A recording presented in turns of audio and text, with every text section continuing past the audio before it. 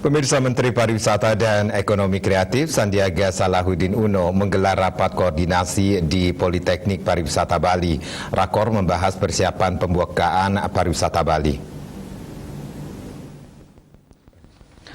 Pada rapat ini, Sandiaga Salahuddin Uno bersama Wakil Gubernur Bali, Cokorda Oke Arte Ardana Sukawati, serta stakeholder terkait membahas persiapan pembukaan pariwisata Bali pada Oktober.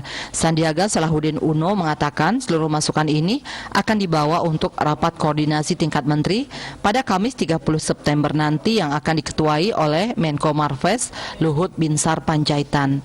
Pada rapat itu akan diputuskan pembukaan atau langkah selanjutnya untuk pembukaan Bali.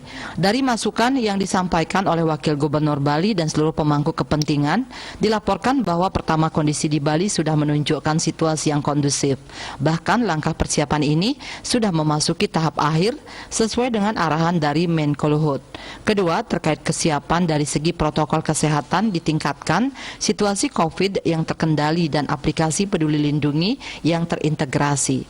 Dan terakhir adalah penyiapan paket-paket wisata adaptasi seperti paket wisata vaksin, paket wisata adaptasi yang berkaitan dengan perluasan Green Zone. Terkait pariwisata Bali, Sandiaga akan memprioritaskan berkaitan dengan lapangan kerja yang harus diselamatkan karena lebih dari 1,5 tahun menghadapi COVID-19.